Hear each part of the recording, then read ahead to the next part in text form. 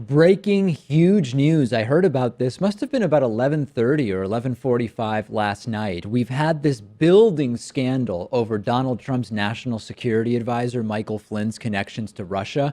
He has now resigned just weeks into the Donald Trump administration. It's interesting that all the records Trump is setting are not good records. He reached 50% disapproval in something like 8 days, something that it had taken other presidents hundreds or even over 1,000 days to reach in the past. And now Donald Trump's national security advisor lasted only, I guess, 24 days, being February 14th today.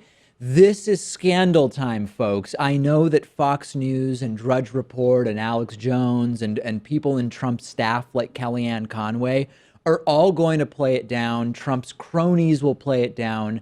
But this is huge. Let me give you the background in case you didn't follow this story. There were weeks of speculation over the links to Russia for National Security Advisor Michael Flynn.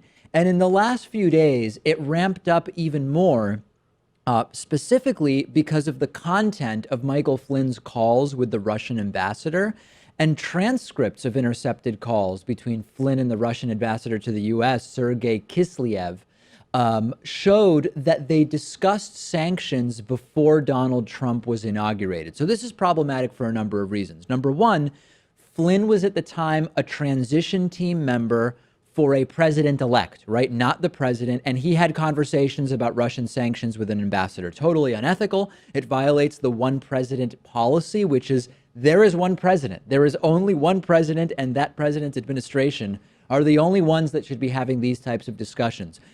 But beyond that, as usual, it's not just the problem itself, but it's the cover-up. And Michael Flynn denied having had those conversations with the Russian ambassador. As a result, Mike Pence, the vice president, stuck his neck out in interviews saying, oh, no, Flynn and the ambassador did not talk about sanctions. It became clear that those were lies. And indeed, Michael Flynn admits that in the resignation letter, where he says, quote, unfortunately, because of the fast pace of events, I inadvertently briefed the vice president-elect and others with incomplete information. It wasn't incomplete, it was wrong. He goes on to say, regarding my phone calls with the Russian ambassador, I have sincerely apologized to the president and the vice president, and they have accepted my apology.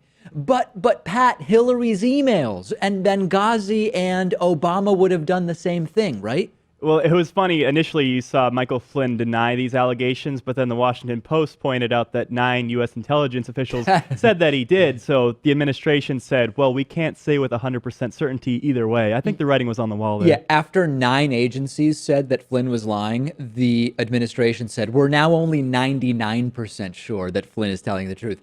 It's time to panic. Paul Manafort stepped down from Donald Trump's team because of Russia connections. Michael Flynn is stepping down because of a Russia debacle. Russia has a Trump blackmail file, parts of which we've now learned are true, and nobody is concerned yet. Kellyanne Conway, 8 hours before Flynn resigned, told MSNBC that Flynn had the full confidence of the president.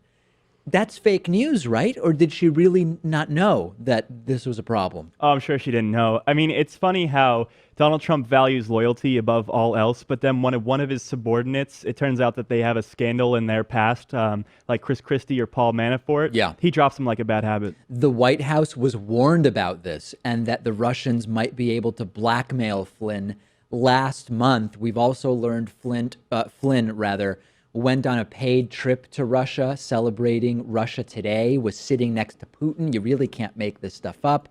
We know that hacking was directed by Russia to help Donald Trump win the presidential election. Trump advisor Carter Page is under investigation for his ties to Russia.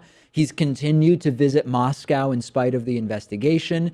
The Secretary of State, the former Exxon CEO Rex Tillerson, he pops up. Turns out he has extensive ties to Russian oil. He lobbied to reduce sanctions on Russia. He was awarded the Russian Order of Friendship honor by Vladimir Putin. This is scandal of the highest level.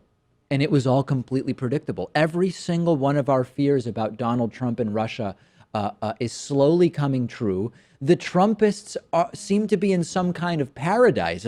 Trump's former campaign manager was a Russian puppet. Trump's national security advisor appears to have been very much compromised by Russia. Russia has a blackmail file on Trump, but we're supposed to believe that there's no concerns over Trump himself. It's all becoming completely unbelievable, Pat. But I think that there are still Russian, rather Trumpists, who at least officially are saying they're not at all worried about anything that's going on. I think those people who are still with him will stick to him to the very end, even if he's impeached over some of these Russia connections. He could shoot people on Fifth Avenue, and he would still have the support of individuals. I don't think some Russia corruption is going to have a really big impact. This is a scandal. Don't let anyone like Kellyanne Conway convince you otherwise. Just 24 days into this administration, we already have at least one major scandal and a number of smaller scandals, more than President Barack Obama had in 8 years as president.